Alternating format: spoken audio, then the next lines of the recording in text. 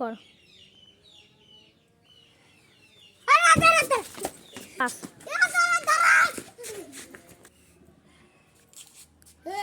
আমি তো যাকে তাকে আমি জাদু শিখে এসেছি, কারণ আমার 1 বছর হয়ে গেছে আমি জাদু শিখেছি। এবার আমি যে কোনো লাঠিকে গুলি মানাই দিতে পারি।